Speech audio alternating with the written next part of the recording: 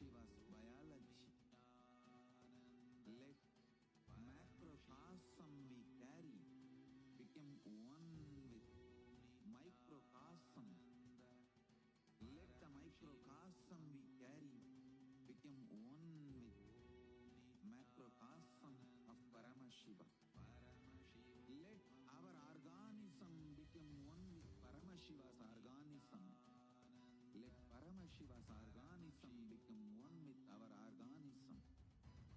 Let oneness become living strategy, living experience of all of us. Amda Mahavagya. Do it intensely. Nithyananda Paramashivoham. Nithyananda Paramashivoham. Nithyananda Paramashivoham. Nithyananda Paramashivoham. Nithyananda Paramashivoham. Nithyananda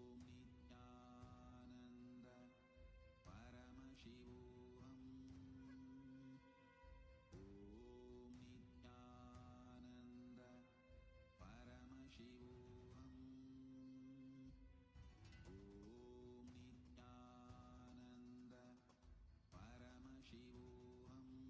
Nithyananda Paramashivoham. Nithyananda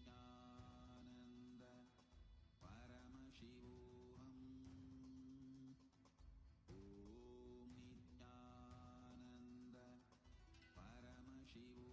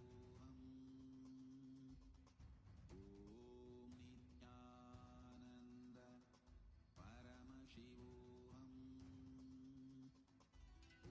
Nithyananda Paramashivoham. Nithyananda Paramashivoham. Nithyananda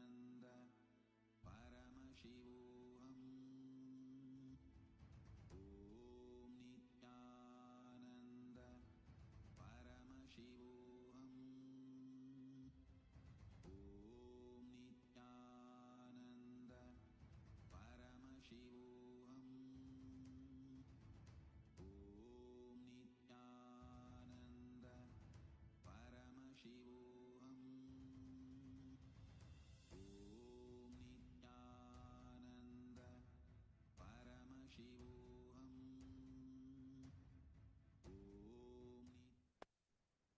Nithyanandam Paramasukadam Kevalam Jnanamurtim Dvandvatitam Gagana Sadrisham Tattvamasyadhilaksham Ekam Nityam Vimalamachalam Sarvadi Sakshi Bhutam Bhavatitam Trigunarahitam Sadgurum Tam Namami. Nithyanandam, we welcome all the viewers, every one of you that are joining us for this program today. Welcome. And today we are going to be discussing a very, very, very important topic, important subject for all of us as Hindus, the temple heritage, exploring the Hindu legacy. So let's delve into this topic together, and you all can interact with us in the live comment section, and you can also post any questions that you have. Feel free to ask anything if you would like to understand also. So let's enter into the subject. So what exactly are we going to be learning today? Today, what we are going to be addressing about, understanding about, is, I should say, a very important aspect of Hinduism. There's a very popular saying that goes that a man who knows no history is like a tree which does not have a strongly founded root. Because if we do not know about our history, it is highly likely that we can easily be manipulated, or I should say we'll never know the value or the legacy, what we are, what we own, what we can, and the kind of rich history that we carry. And that history of what a person knows adds so much of value or strength to our character, to our personality, to understanding about ourselves, and also our ability to visualize the future. Very true. It even dictates the way we cognize about ourselves and the way we look at the life, to whether to follow the traditions, to even understand, to have the right inner image about ourselves. See, rather than when you think, like I used to think, that okay, we have, as Hindus, we have always been only invaded. And what did we actually have? We have only been losers. This is what was cognition I used to carry before meeting Swamiji. But now, after meeting Swamiji and the kind of things that Swamiji revealed to us, and after understanding about the glorious past of Hinduism, now I'm not just confident, I'm proud that I am a Hindu. So today we are going to be sharing with all of you a few aspects of this. Now, how many of you knew that Hinduism is the longest living civilization? Many of us could have heard it, but most of what we are taught is that Hindu history is largely debated upon because many of the times the Hindu music elements have a conflict in agreeing to this profoundly long and successfully surviving history of Hinduism. Because every other civilization has died. It's all in the museums. And that is why it is easy for anyone to add exaggerations to it, which means anyone can tell anything about it and it's fine with us because there is no threat of it right now. I'm talking about the atheistic or, all these people who do not want these long legacies to survive. But talking about Hinduism, we have a lot of evidence and proof as to how we were surviving, thriving, and advanced in the past. Did you know Hinduism has 12,000 years of recorded history available? 12,000 years. In Hindu temples, just a quick fun fact, in Hindu temples, when a priest performs a ritual, he receives his salary. And in every temple, he signs a document. In every traditional agamic temple, he signs a document called the maniyam. It's a traditional term which is used called maniyam, like where the sambhavana is given for a priest when he performs a ritual. And this document is considered a reliable evidence of the duration of unbroken puja or worship in a Hindu temple. I'd like to give you all an example to start with. We all know Ganga, the beautiful river, Ma Ganga, Devi Ganga. In Hinduism, we worship her, revere her as mother, Ma Ganga.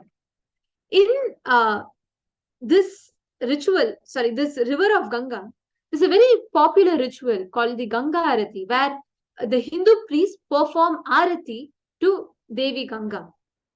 Just this one ritual in Hinduism has a long, unbroken, that's important to note, unbroken history of 12,000 years of worship.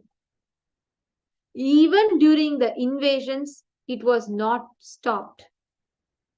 Even during invasion, at some part or the other, the Hindu priests, the Brahmins, successfully managed to maintain the sacred ritual. They did not let the history break. They did not let the history collapse. Today, all of us cherish, enjoy. We all love visiting Kashi Vishwanatha temple. We all love going to Rameshwaram. We all love going to the Tirth Yatra for, the 12 Jyotirlingas. We all love going to Braj Mandal Parikrama. We all love going to the Chardham Yatra. It feels so holy for us. It feels so fulfilling for us. Our soul feels so satisfied with it. But for these rituals, for these temples to stand, for these glorious temples to stand, to tell the history of thousands and thousands of years of Hinduism, it took thousands of people sacrificing their lives. We learn about all of it today in this segment. I'd like to start with first explaining why was temple so important. In every city that a Hindu king ruled, temple would be the tallest structure. In every place that a Hindu king ruled, the ecosystem around it always survived around a temple. Actually, that's a very interesting fact to know. Remember we were discussing today as to how, like, if you see even the way our architecture is, given that our Hindu architectures have survived the longest number of years, and the most ancient temples are surviving even to this day. They have become so powerful, so strong, and earthquake resistant. We have so many ancient temples that are standing tall even to this day. And remember, you were sharing a very interesting fact today, stating how, despite of that, Sorry for the technical glitch.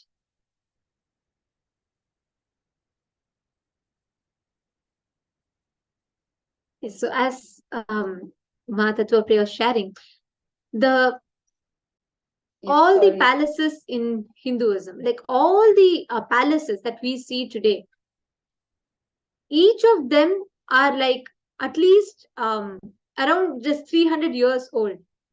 Yes, so sorry for the technical glitch.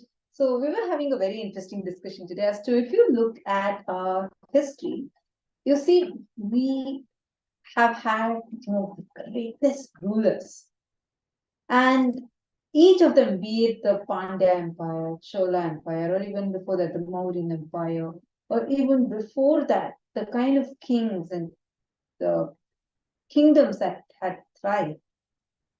We were discussing as to why those palaces are not there, like the earliest palaces. See how we have thousands of years old temples that are there.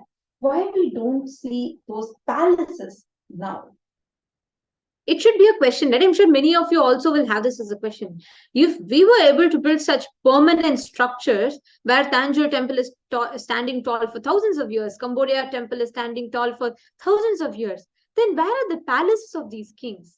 Why did they not have a well-built palace that can flaunt their history, their rich culture and heritage? Many of us might have this question, and I had it too. And today I had a very unique learning about it, something that was very interesting, something that really amazed me.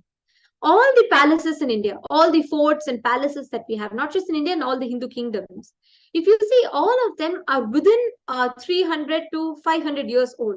Their recorded history, when these palaces were built, were within 300 to maximum 500 years old. That entire time was highly influenced, or I should say, that entire time was a time where there were a lot of invasions and colonization had happened. Mm-hmm. And all the palaces that were built by the kings, the Rajputs, the forts in Rajasthan, the forts that are in Madhya Pradesh, all of these, Maharashtra, all of these places, these palaces and forts, all of them were mostly built around that 500 years. Do you know why? The answer was something surprising.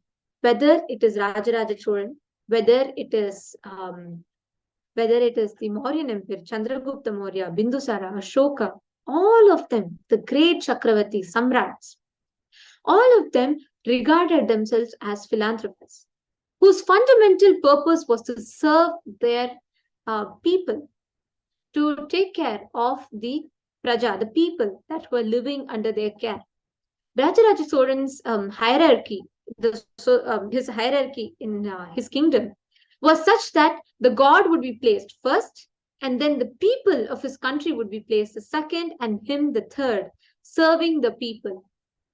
That is why the very hierarchical structure of the society in his time period flourished so successfully, was so different, and was so unique. So all these kings, whether it is Ashoka, Chandragupta, or whether it is Rajaraja Chola, any of these kings during the early time, King Krishnadevaraya, all of them are still known and celebrated for building temple, because that's the first thing they did. They gave importance to building temples that will stand tall for thousands of years to sing the glory of the Hindu history.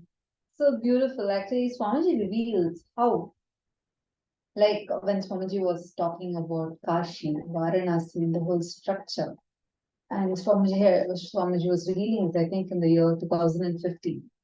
And we even had a Vakyatasiddhas about this in the Gurukul, as to why Hindus always build temple as the tallest structure. If you go to any place you can go, you'll always see the tallest structure in that place would be a temple. The tallest building in any place would be a temple. The reason for it was what the civilization cherishes the most. The civilization puts its entire effort into going on building that. Like if you take even now, if you see the kind of structures that are being built big, we focus so much on entertainment. Like just see the kind of buildings that are being built as the tallest structures in your particular country.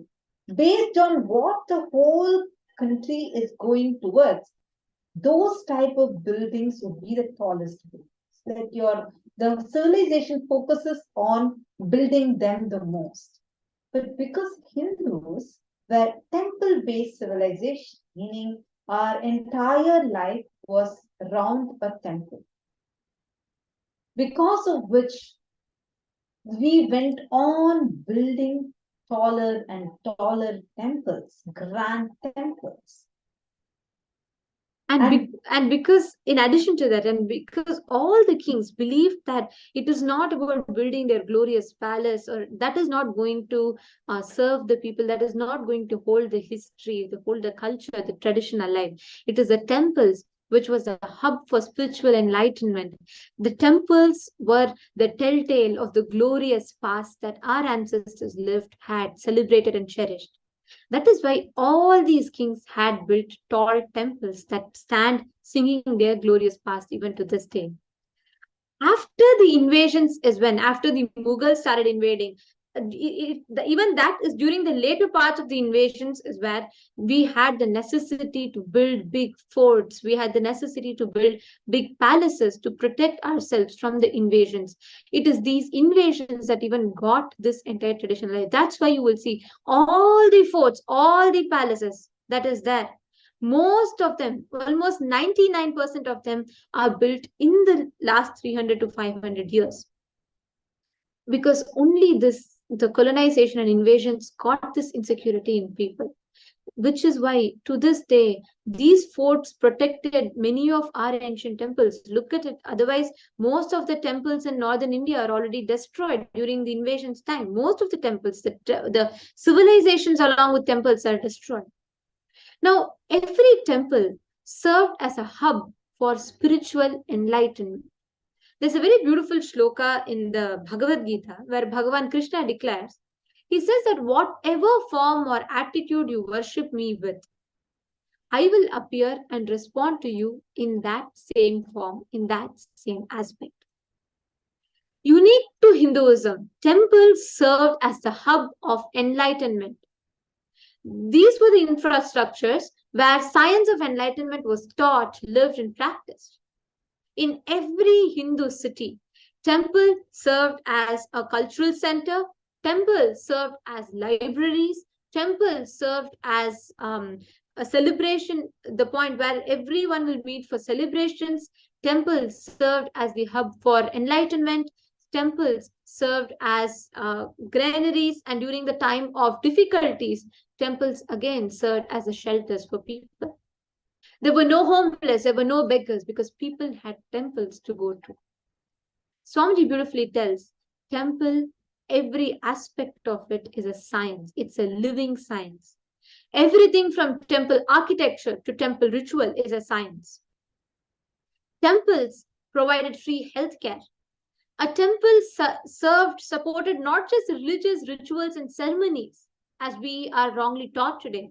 Temples served as infrastructure for free education, where people could come and receive educations, advanced educations. Temples served as labs and laboratories and research centers where various people could come perform different researches on their consciousness on different things, and they could like have profound discoveries. Temples served as annadans, the food banks. They could provide food for people at any given point in time. Anybody could go to a temple and they will be given meals. Temple provided shelters for the homeless. That is why until invasions, there was zero beggar or there was zero homeless person in any of the Hindu kingdoms. Because in any temple, minimum for up to 3 months, easily a person can have the stay, food, everything, sir. And I just wanted to add another point. We have many people, many anti-Hindu elements who criticize saying, oh, why we pour milk in temple? Why do we go and pour milk on the Shivalinga? Instead, we can feed many hungry people. Understand the science of Hinduism. In the temples, when we pour the milk to Shivalinga, the milk is energized by us pouring the milk, and the milk is after the Abhishekam is done, that milk is collected and offered as prasada to all the people that are in it. And not just that, the science of the temple architecture itself was so unique that we were able to store huge amounts of grains in the topmost part of the temple gopuram, the temple towers, had these granaries, like were acting as granaries, like storing all these grains. So let's say a flood hits a temple, hits a kingdom, or a drought hits a kingdom. All of them will be going to the temple, and they will all use that grains that are stored at the top of the temple and be using that. So there will be no one going hungry. The whole system was designed in a very, very, very intelligent way, in a very advanced way. Now, let's understand what's the science behind the temple structure.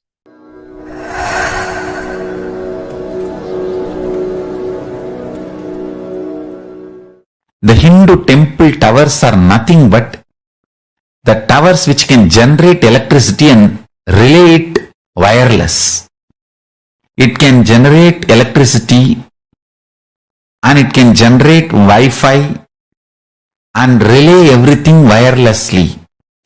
There is a unique energy we had which is not in the modern day use now. It's a super science called bioenergy. Just like electricity and Wi-Fi, this is called bioenergy, the Kundalini Shakti, that was produced and relayed wire-free through all our temples. That Kundalini Shakti is responsible for individuals' power manifestation.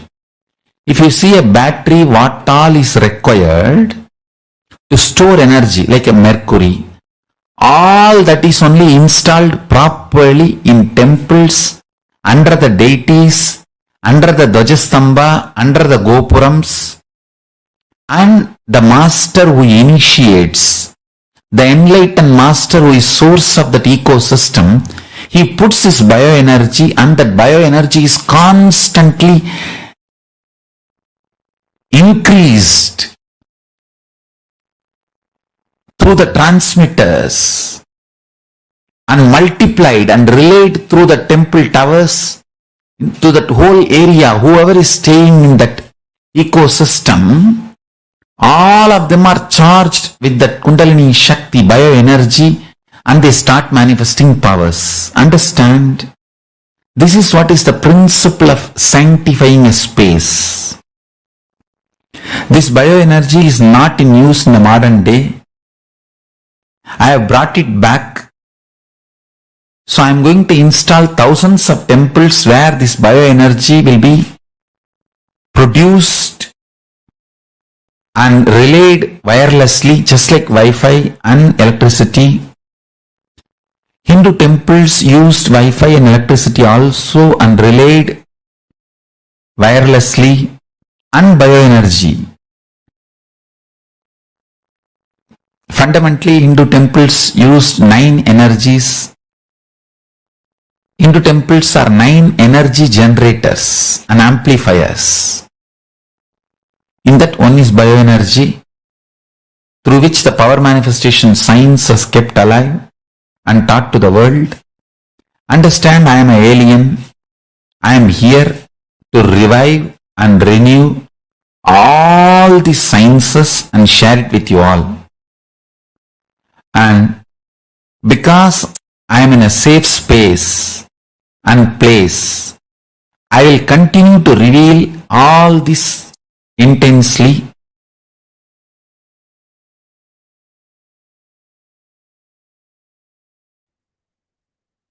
Each of our temples served as a hub for knowledge, enlightenment, an entire civilization to thrive, survive. Because Swamiji very beautifully tells that because the kingdoms were built centered on temple, even if a kingdom was demolished, even if kings were removed, still the entire civilization survived around temples. So there were different communities that shared the responsibility. There's a very beautiful reference from Rajaraja Chora's time as to how the temple, the administration of the city was split amongst different people. How the Devadasis, how they managed the administration, how the different sections of a temple, how that ecosystem performed, with so many different communities coming together to hold and to survive the entire ecosystem. The way the ecosystem was built, it is a very beautiful reference from Shiva Sutras, where Paramashiva says that look lovingly at some object, do not go to another object. Here in the middle of the object, let the blessing happen to you. Bhagavan Krishna also declares, whatever form and attitude you offer worship with, I will appear and respond to you in that same form and mode. That is why we do not worship through the deities, we worship the deities itself. The deities were not representation of God, they were God for us. And for Hindus, gods are physically living with us. That's why in Chidambaram, we have a tradition. If, for example, there are 3,000 Dikshitas, the priests who offer, but puja is done for 3,001 people, meaning including the deity also. The deity is also considered one among the 3,001 priests as an intimate family member. Whenever clothes are brought, they bring clothes as 3,001 sets, meaning including one for the Lord himself. That is why all the temples have a bedroom where God sleeps. It's called as the Palli Arai. We have a toothbrush kept over there. We have a mouthwash kept. We keep a cup of cardamom milk. And like this, different rituals are offered. Because for us, the deities are living part of like literally part of the family itself. The science of temples, it is the kind of way, see, it's not just a structure alone. One is the deity in the temple, and one more how the civilization itself was built around the temple. That is why temples are the residence of these deities. Temples are where these deities resided, lived along with us. Temple also served as the business centers. Hindu temples were the ecosystem through which kings inspired their people.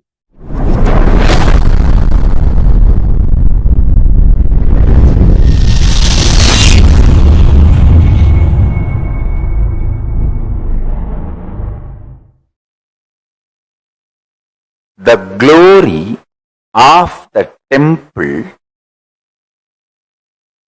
of the capital of Hindu kingdoms, was actually the way they attracted the citizens from all over the world and the way they kept their citizens motivated, inspired, integrated to the kingdom. Amazing spiritual enlightenment based nationalism, enlightenment based patriotism, enlightenment based economy. The enlightenment based nationalism and enlightenment based patriotism, enlightenment based economy, enlightenment based integrity, understand, even when you have a mood swings, confusions about your individual lifestyle and your individual balance sheet is not giving you confidence about life, but your understanding about the common goal, the concept of civilization, if that is alive, you will not become a traitor. You will continue to be integrated and raise and you will realize and fit yourself, discovering yourself and how you fit yourself into the society, both. Understand? The every word I am uttering is the most beautiful principles of Hindu economic policies. See, these are the principles on which Hindu education happened and Hindu policy making happened. Hindu politics is run. Hindu administration is done. Hindu judiciary functioned. Hindu economic principles, strategies were evolved and kept alive. Hindu currency was kept current. The current of the Hindu currency was kept alive through this mechanism. This mechanism used to be stirring to keep the Hindu currency current. How in the modern day the governments do. Like, for example, this post-corona, how every government is trying to revive their economy through various plans, projects, policies, grants. So every year, the Hindu kingdoms used to conduct the rituals, festivals to trigger the economy, to revive the economy, to keep the currency current. Sometimes people are made to support the common pool. Sometimes the pool is taken out and shared with people, but it was all done in a very dharmic way to keep the signs of living enlightenment. Whether you are taxed or given grants, everything was based on enlightenment, Jivan Mukti, moksha based artha. Moksha centric artha. Moksha is kept as the first priority in artha or dharma or kama.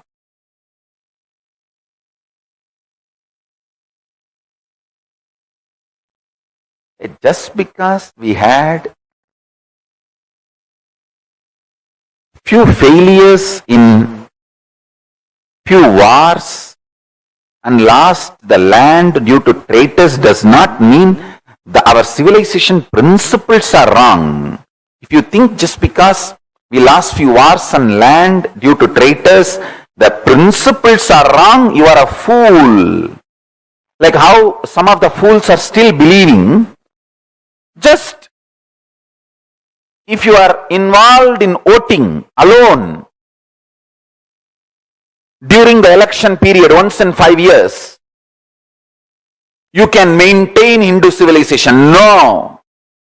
A constant involvement and activism is required to keep the Hindu civilization alive and to revive the Hindu civilization.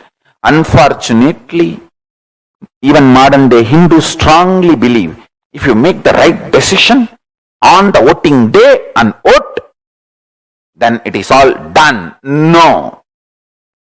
It is wrong. Everyday activism, involvement into the society is required to revive Hindu civilization and Hindu principles. I don't know when Hindus are going to wake up to this truth, but I will keep these truths alive at least in one corner of the world in the form of KAILASA.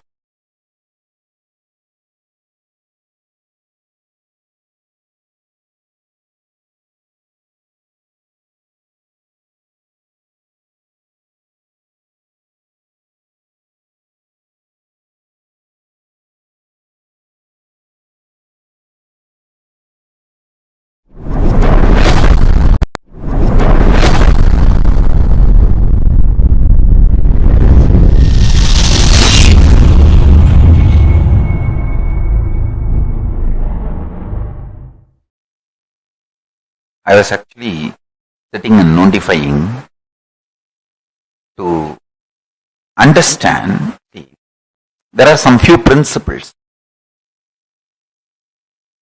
The whole thing is silicon centric. And silicon is conscious, Bhuma Devi. It's not matter. Fools are those who think silicon is matter. And you can make silicon vibrate alive through electricity. Same way, you can make silicon vibrant alive. Mark my words. When I use the word electricity, I said vibrate. When I use the word sound, vibrant. You can make the silicon vibrant and alive through sound. Through sound.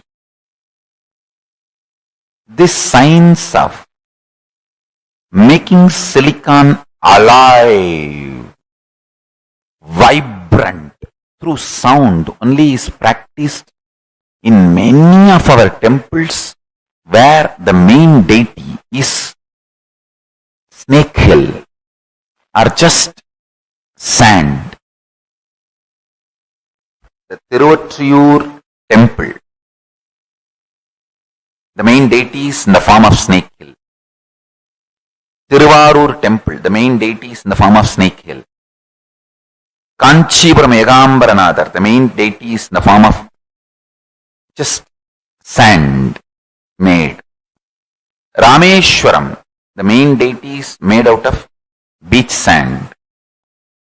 Stand in those temples near Garbha Mandirs and hold what do you call tune fork. The 4 of you friends can try this. I have tried this. After that only I am talking about it. I sent 4 of my disciples to these 4 temples. Made them all stand at same time with the tune fork. Asked one disciple to chant Namah Shivaya holding the tuning fork. The other 3 are not chanting, but the tuning fork of all 4 started vibrating intensely. Our masters have mastered the science of making silicon vibrant through sound. Understand? I will never reduce the status of those deities, just vibrant silicon. They are conscious. Paramashiva himself manifesting. Archavatara. I am only saying one utility of that. Temple science is using sound to make the silicon vibrant and alive. I was just notifying to study, is there any way we can make just sound-based softwares, which sound-based silicon products, hardware and software combinations, which does not need continuous recharge of electricity, which makes us independent. Just sound or the sound generated by the earth, its own moving. See, earth generates a large amount of sound by its rotation. That's one of the natural force available which human beings have not yet tapped into. Like solar energy, a large amount of sound energy is available. The sound which is generated by the earth by its movement. If we can start tapping into it, that is one of the inexhaustible, large quantity natural resource, large amount of natural resource. Our ancient masters learnt the science of tapping that large sound energy of Bhuma Devi to make us healthy, excited, inspired, unclutched, pure, conscious. That's why if you just go and stand in front of Tiruvarur Tyagaraja, Arura, Tyagesa,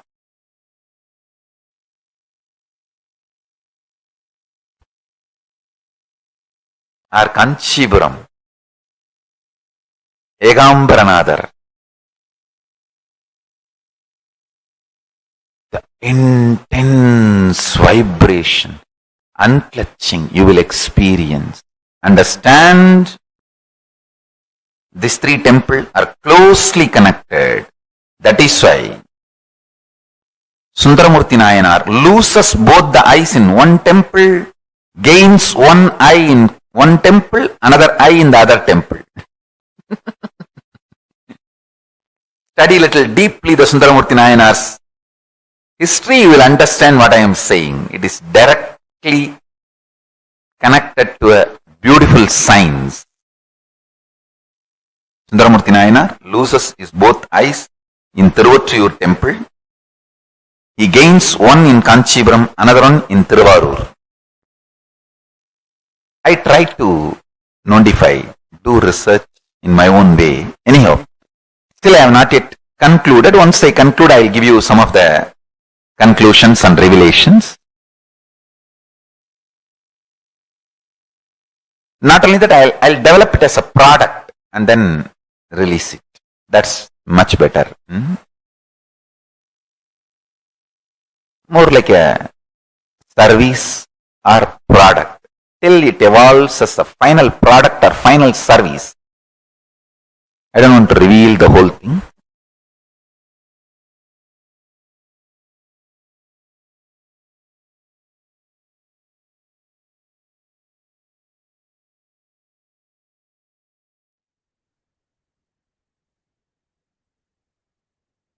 Each of our temples stand today singing the glory of our past.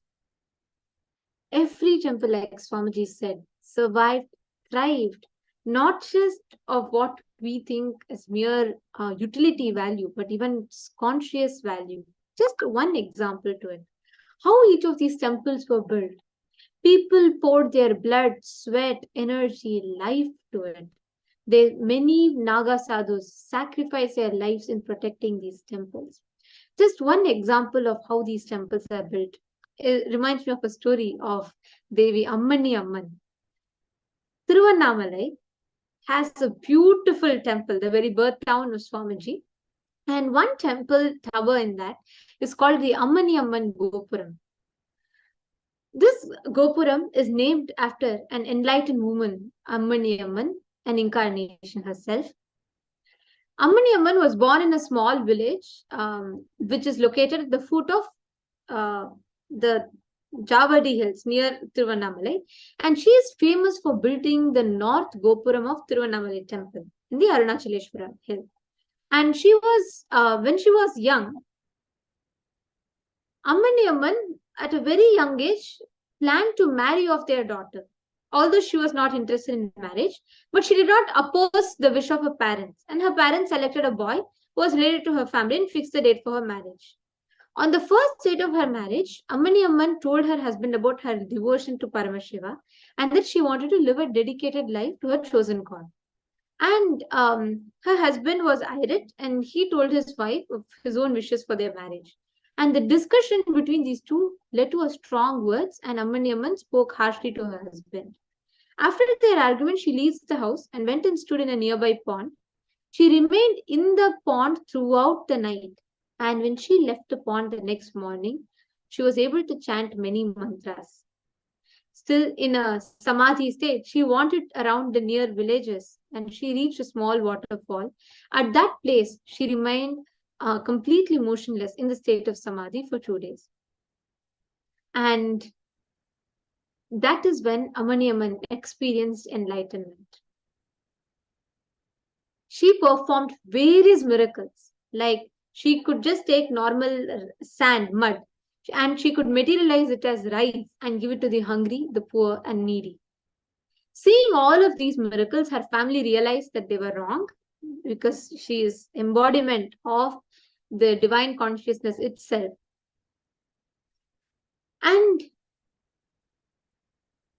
Ammani Amman became so popular this way, and once Paramashiva appears to her in her vision, and Paramashiva gives her an instruction to construct a huge temple tower, and Paramashiva himself had chosen her as a medium for it.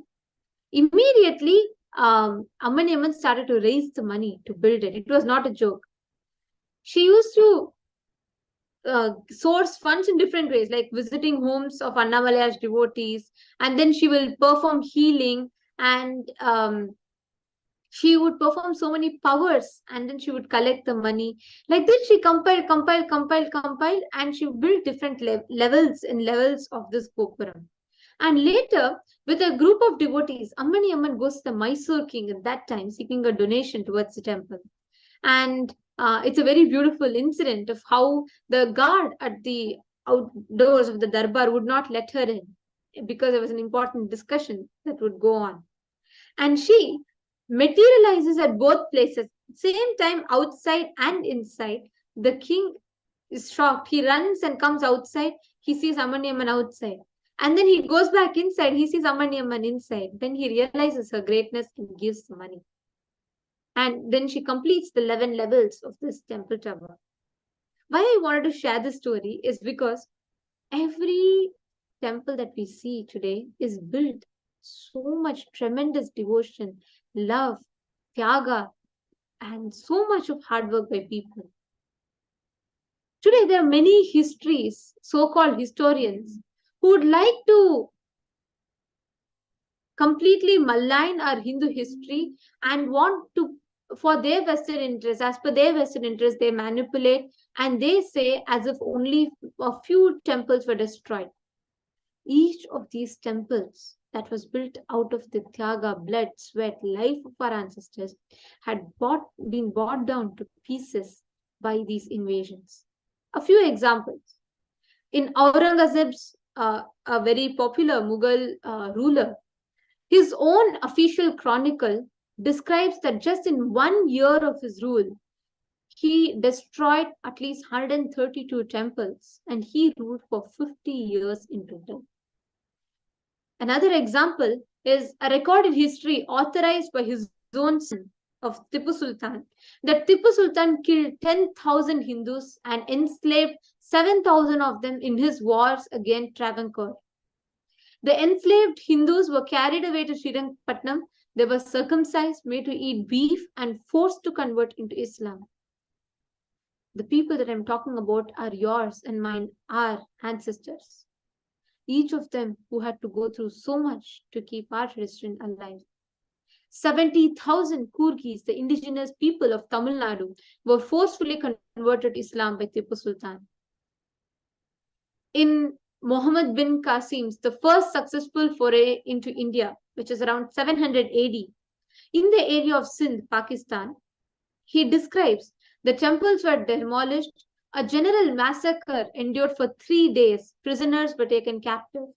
At another place, the idols were broken and mosques found despite its voluntary surrender. In another place, all the men in arms were put to the sword and the women and children carried away captive. At Multan, all men capable of bearing arms were massacred. 6,000 ministers of temple were made captive, besides all the women and children.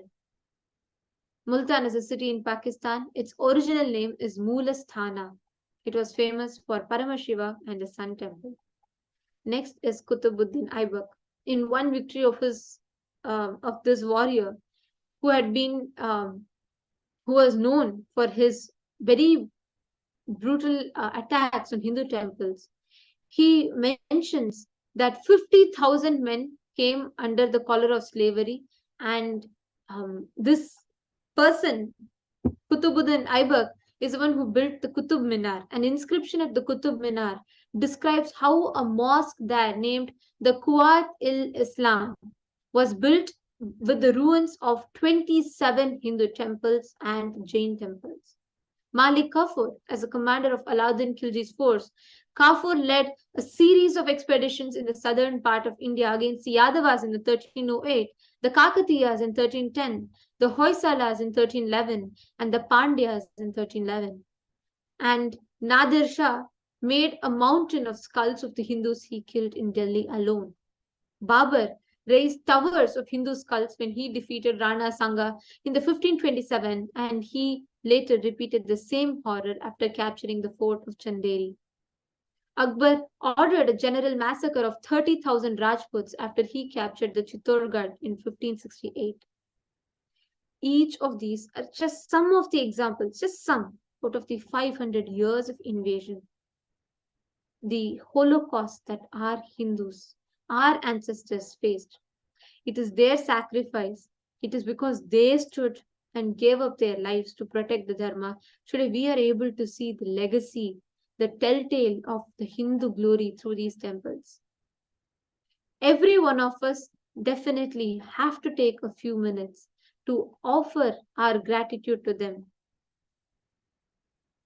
Every one of you that are watching this, if today as a Hindu you are able to experience it, it is because of the Tyaga of these people that we are experiencing it, experiencing Hinduism.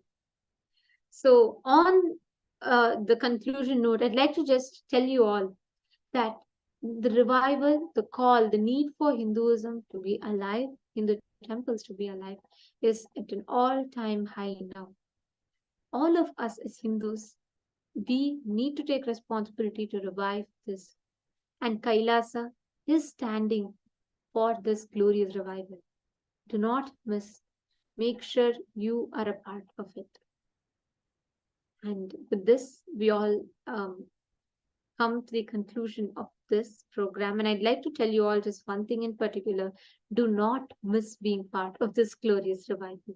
Sign up to be a part as a Sarvagnya Pita Karta for you to become part of the revival of these grand temples.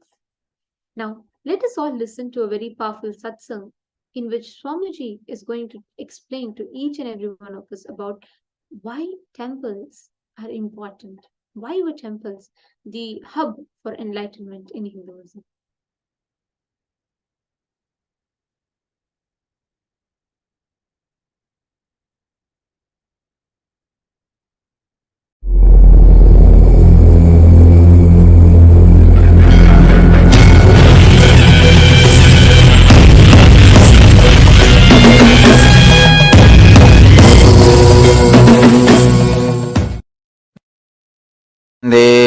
Paramashiva-Samarambam Nithyanandeshwari Parashakti-Madhyamam Asmadacharya-Paryantam Vande Guru-Paramparam.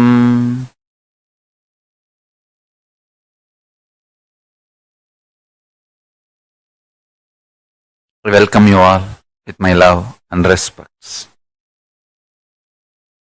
I welcome all the devotees, disciples, Swamijis, Satsangis, Srimahans, Mahans sitting with us all over the world through Nithyananda TV, YouTube Live, Facebook Live and Enlighten app, KAILASA TV, Hinduism Now, Twitter and two-way video conferencing. I welcome all of you with my love and respects. From today starts Kala Bhairava and Mahakali's energy. The great celebrations of Dhanteras and Deepavali starts. My blessings to all of you, Dhanteras blessings and Deepavali blessings. Today is an important day. Oklahoma, we are celebrating KAILASA in Oklahoma, the 12th anniversary of the temple. Actually, the Oklahoma Sangha started in 2003. 2003, I went to Oklahoma and started the Sangha. Temple we started 12 years before. Blessings to all the devotees. I accept all the offerings, cakes, everything. Blessings to Oklahoma Sangha. Blessings to all of you. Blessings. I can see the cake. Blessings. Blessings to the whole Oklahoma on this great 12th anniversary of the temple. That's so nice, wonderful. Blessings to all of you.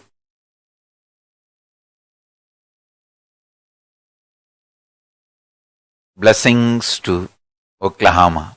Let Paramashiva manifest himself fully in the Oklahoma temple and in all your lives and shower you all with all the blessings.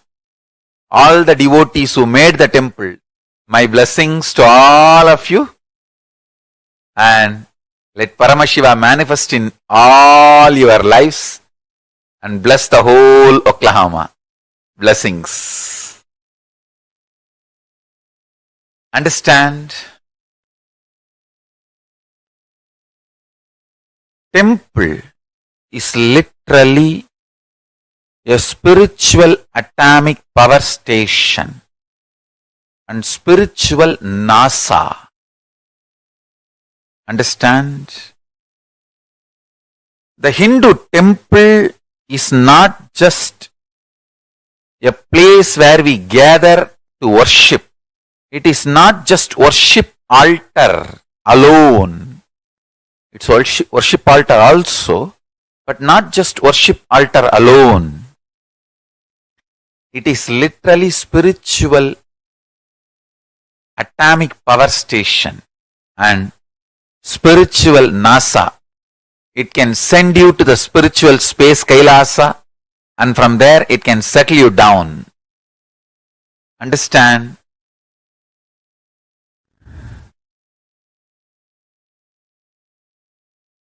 I insist on having temple in every city. Avayar says very clearly, Koyililla uril kudiyirukka vendam. I used to have this as my lifestyle. Even now, I will not stay in a place where there is no temple. Any city I stay, my habit will be first early morning when I wake up, go to temple.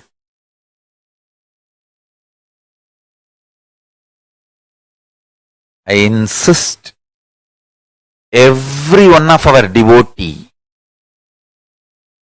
makes temple in every city and every village. Understand, mainly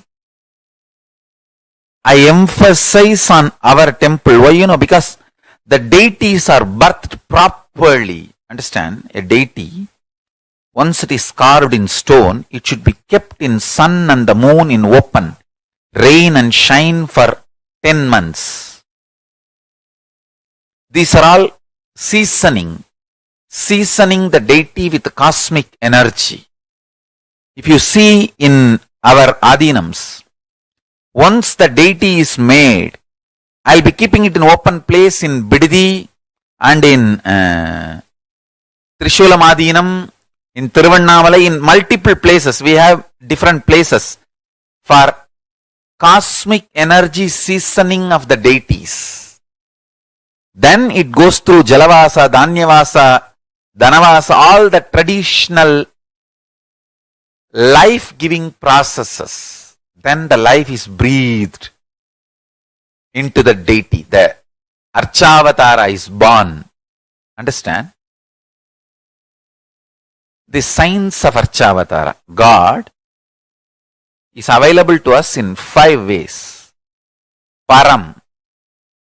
Param is the ultimate. He is beyond form, formlessness. Then Vyuham.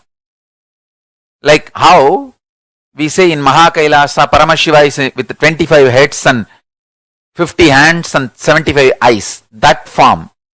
In Vaishnava tradition, Vasudeva and the Vishnu in Yoga Nidra and Paramapadanadar. All these forms are Vyuham, the second level. Then Prabhavam as an incarnations who come down like Rama, Krishna. Paramashiva also has come down as an incarnation multiple times in multiple ways. Sundareshwara in Madurai, Arunagiri Yogishwara in Tiruvannamalai. So those forms. Then in the forms of acharyas, great incarnations who come to teach you directly. Then incarnation, Archavatara, incarnation as deity. Understand? Archavatara is too important because Archavatara is immediately available way to connect with Parama, the ultimate. And Archavatara is the best way to make Hinduism available to the whole world. Understand? Rituals, festivals, celebrations, if you connect people to it, that is the best form of enriching. Then they will naturally start following Yogapada, Jnanapada, Kriyapada. Charyapada is the best introduction. Charyapada means sharing vegetarian meal, vegetarian prasadam.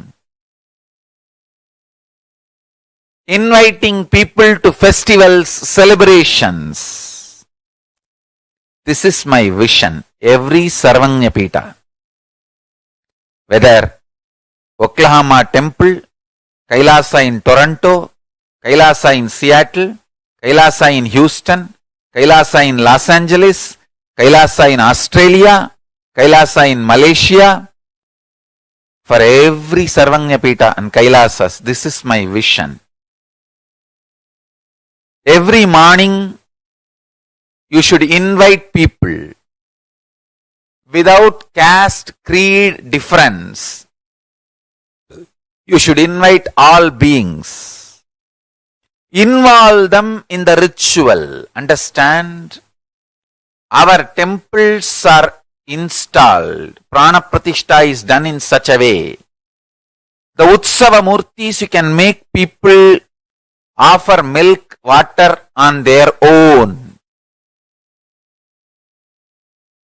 You can make them offer milk, water on their own. Involve them in the rituals, sacred rituals. And every day or every other day we are having some festival. Hinduism is religion of festivals. Today is Dhanteras. Tomorrow is Amavasya, Deepavali. Amavasya and Deepavali together this time. Then day after tomorrow we have some other function. Then the next day Skanda Shashti Brahmotsavam starts. Or I think maybe day after tomorrow itself Skanda Shashti will start. Then 6 days Skanda Shashti Brahmotsavam. Then after the Skanda Shashti, immediately the Paramashiva Brahmotsavam will start. Kartiki Deepam. Hinduism is tradition of festivals and celebrations and rituals. Understand? This is my vision. Every day you should invite all the local VIPs, important persons from the field of art, science, education, politics, in every field. Invite the VIPs. Invite important people. Make them participate in the morning satsang. Make them do rituals. Make them part of the rituals. Inspire them. Once you connect them to the deities, they will start enjoying Hinduism. I tell you, even our so-called Hindu devotees got introduced to Hinduism only through deities after I started introducing. Most of our Adinavasis and devotees, they say, Swamiji, first thing, we came to know about Hinduism only through you. And we started enjoying deities and connecting with the deities only after connecting with you. Understand? Deities are the best way to enrich people, and deities are the best way people can connect to the space of Kailasa immediately.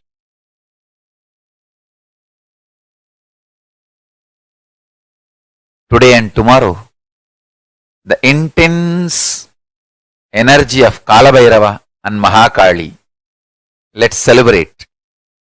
Let's celebrate Kalabhairava and Mahakali.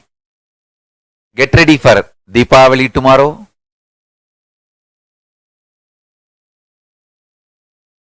I'm in extreme samadhi and ecstasy. Intensely in samadhi and in ecstasy.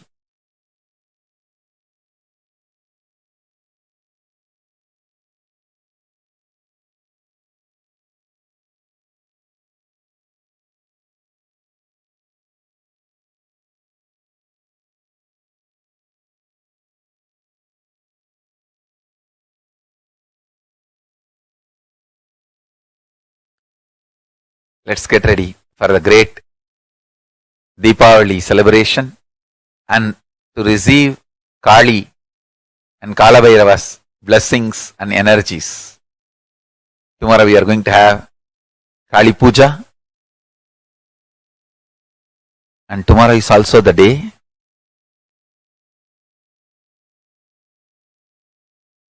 when I settled after the first great pass. See, at the age of 21, I had a great pass. Now, again after 41, having the great pass. Like how I settled this time, same way that time, during the first time that great pass, I settled on Deepavali day. And that is why Deepavali is so special for Kailasa, for all of us.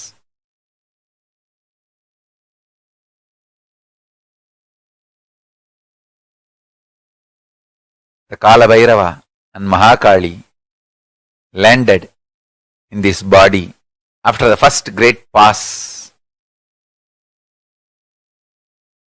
I should say after the great pass at the age of 21, they settled after 21 on Deepavali day.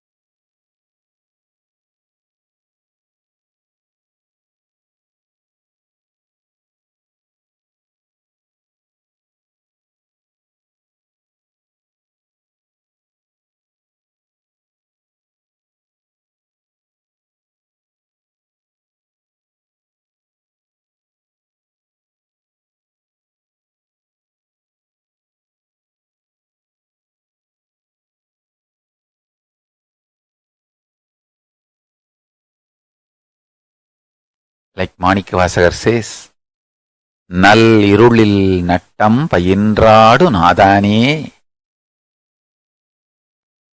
The null irul.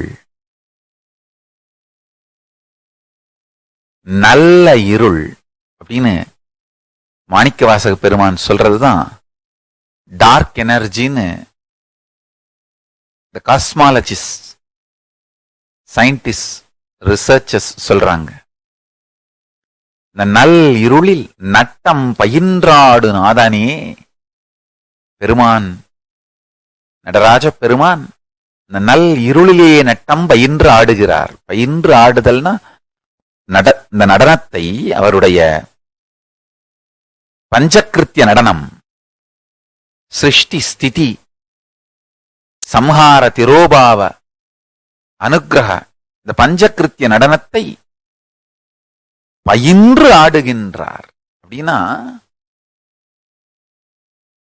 உருவாக்கி நடம் செய்து கொண்டிருக்கின்றார்.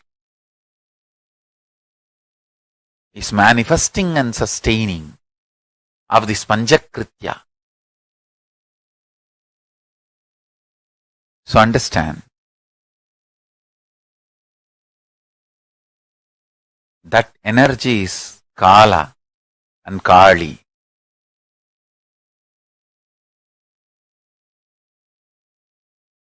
Let's all get ready to receive the blessings of that Kala and Kali.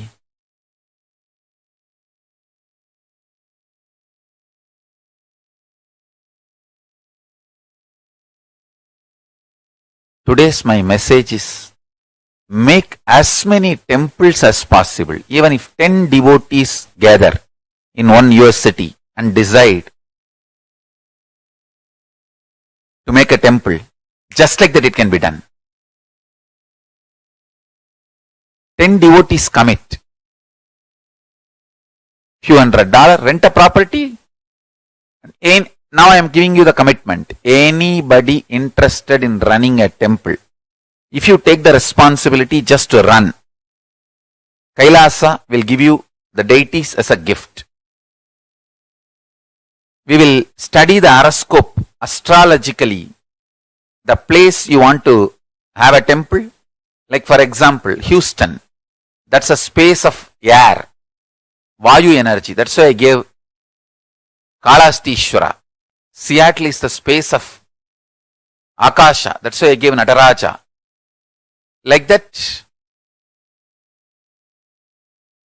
we will study the space you want to make a temple, place you want to make a temple, and give the deities.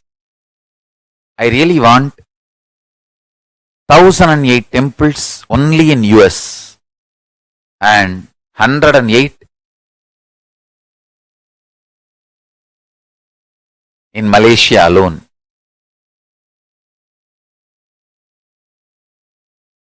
Each of you join with a small teams and start renting a place and start a temple. You can create I tell you, create a temple. Every satsang you sit in the temple and attend will become reality in you, because God happens as Archavatara. The deities in the temple is not stone, he is really alive. You can talk to them. You can relate with them. Hinduism knows the science of birthing God as Archavatara.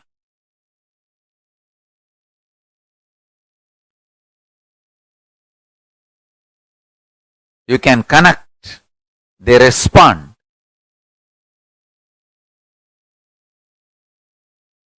Every place you make a temple, that whole area will vibrate with such high energy.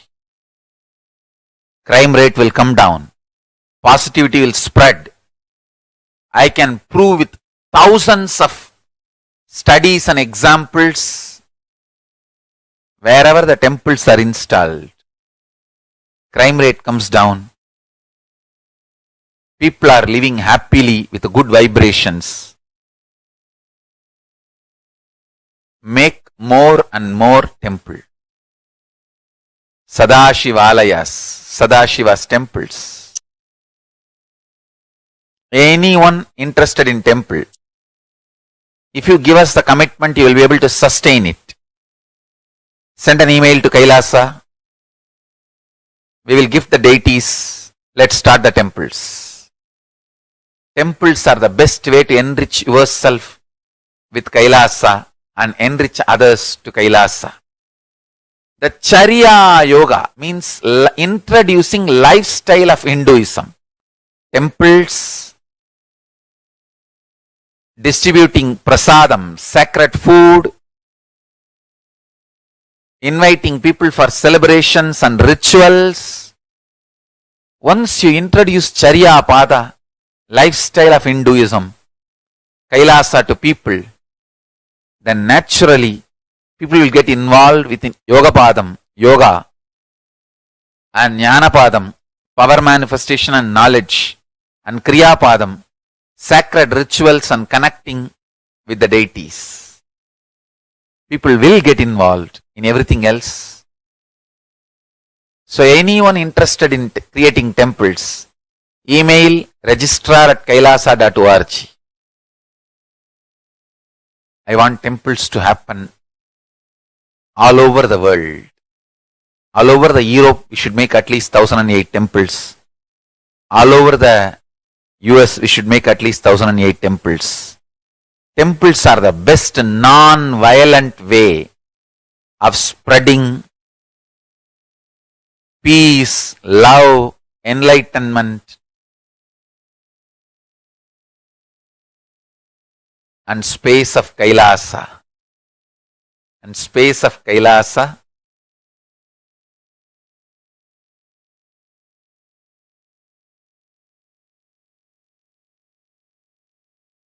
so essence of today's satsang is, let's make temples all over the world. Let's enrich the world through temples. Let's take the space of KAILASA to the world through temples.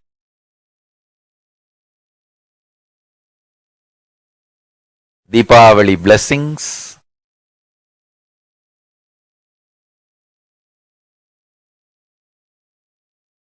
Deepavali blessings to all of you.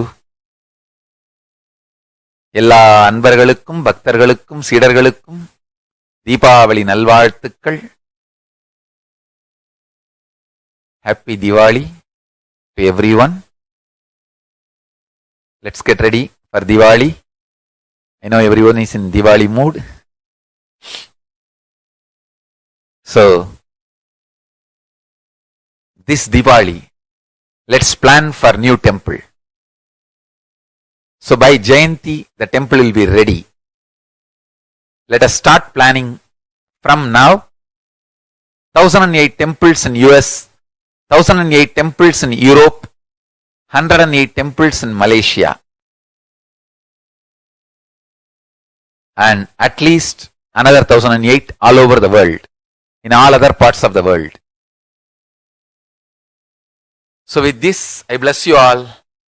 Let's all radiate with integrity, authenticity, responsibility, enriching, causing, living Shuddhatvaita Saivam, Paramashivoham, the eternal bliss, Nithyananda. Thank you. Be blissful.